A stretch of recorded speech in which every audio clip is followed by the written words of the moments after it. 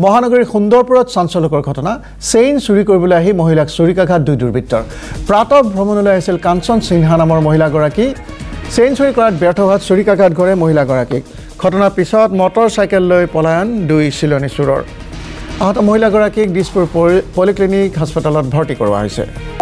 বনদীপ 7:40 এই ঘটনা সংঘটিত হৈছিল মহিলা কাঞ্চন সিনহা নামৰ যিগৰাকী মহিলা এই মহিলাগৰাকীয়ে প্ৰাতঃ ভ্ৰমণৰ বাবে ওলাই আহিছিল আৰু ঠিক তেনে সময়তে বাইকত অহা দুজনীয়া দুৰ্বৃত্ত আছিল আৰু সেই দুৰ্বৃত্তৰ দলটোৱে মহিলাগৰাকীৰ ডিঙিৰ চেইন প্ৰথমতে কাঢ়িবলৈ চেষ্টা কৰিছিলে আৰু যেতিয়া ডিঙিৰ চেইন কাঢ়িব নোৱাৰাৰ পাছতে এই মহিলাগৰাকীক চুৰিৰে আক্ৰমণ কৰে বনদীপ ইয়াৰ পূৰ্বে এনেধৰণৰ ঘটনা কেইবাটাও সংঘটিত হৈছিল গুৱাহাটী মহানগৰীত চিচিটিভিটো ঘটি হৈছিল কিদৰে আচলতে এই যি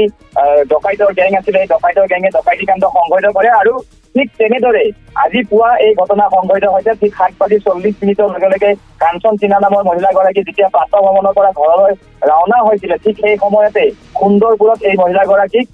চেইন কাঢ়িব চেষ্টা কৰিছিলে কিন্তু চেইন কাঢ়িব নোৱাৰি অৱশেষত চুৰিৰে আক্ৰমণ কৰি পলায়ন কৰে দুই দুৰ্বৃত্ত ইতিমধ্যে ঘটনা সন্দৰ্ভত আৰক্ষীয়ে তদন্ত আৰম্ভ কৰিছে কিন্তু এতিয়াও কোনো ধৰণৰ যি দুৰ্বৃত্ত এই ঘটনাৰ লগত জড়িত দুৰ্বৃত্ত গ্ৰেপ্তাৰ কৰিবলৈ সক্ষম হোৱা নাই কিন্তু মহিলাগৰাকীক বৰ্তমান দিছপুৰ যি পলিক্লিনিক আছে এই দিছপুৰ পলিক্লিনিকত বৰ্তমান ভৰ্তি কৰোৱা হৈছে আৰু মহিলাগৰাকী হাতত বিশেষকৈ ডিঙিৰ তলত হাতত বিশেষকৈ চুৰিৰে আঘাত কৰে আৰু যথেষ্ট গুৰুতৰ অৱস্থাত তেখেতক বৰ্তমান দিছপুৰ পলিক্লিনিকত ৰখা হৈছে কিন্তু ক'ব লাগিব যে দিনক দিনে যি গুৱাহাটী মহানগৰীত যি অলিয়ে গলিয়ে যেনে ধৰণৰ চুৰ ডকাইতিৰ ঘটনা সংঘটিত হ'বলৈ পাইছে সেই ঘটনাই যথেষ্ট উদ্বিগ্ন মহানগৰবাসী যথেষ্ট উদ্বিগ্ন কাৰণ এনেধৰণৰ ঘটনাই বিশেষকৈ মহিলা বা বৃদ্ধ যিসকল লোকে পুৱাৰ ভাগত প্ৰাতঃ ভ্ৰমণৰ বাবে ওলাই আহে তেনে সময়তে যদি এনেধৰণৰ দুৰ্বৃত্তৰ লক্ষ্য হৈ পৰে তেন্তে নিশ্চয়ভাৱে মহানগৰীত এতিয়া ৰাজপথলৈ ওলাই অহা মহিলা বা বয়োজ্যেষ্ঠ লোকসকলৰ মাজত যথেষ্ট আতংকৰ সৃষ্টি কৰিছে এয়া প্ৰথমটো ঘটনা নহয় বনদীপ কিছুদিন পূৰ্বে ৰাজগড়ত এনেধৰণৰ ঘটনা সংঘটিত হৈছিলে শান্তিপুৰত এনেধৰণৰ ঘটনা সংঘটিত হৈছিলে মুঠতে গুৱাহাটীৰ অলিয়ে গলিয়ে এতিয়া কেৱল এনেধৰণৰ দুৰ্বৃত্ত বাইকত দুৰ্বৃত্ত এনেদৰে ঘূৰি ফুৰিছে আৰু লক্ষ্য হৈ পৰিছে মহিলাৰ ডিঙিৰ চেইন আৰু মহিলাৰ ডিঙিৰ চেইন কাঢ়ি নিয়াৰ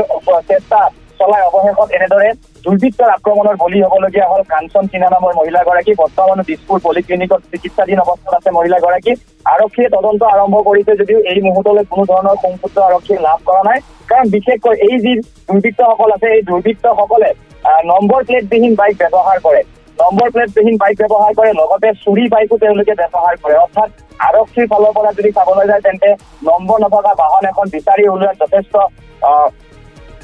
কষ্ট আৰু সেইবাবে হয়তো এনেধৰণৰ দুৰ্বৃত্তসকলে পুৱাই মহিলা বা বৃদ্ধ ব্যক্তিক টাৰ্গেট কৰি লয় আৰু আজিও অনুৰূপ ঘটনা সংঘটিত হ'লে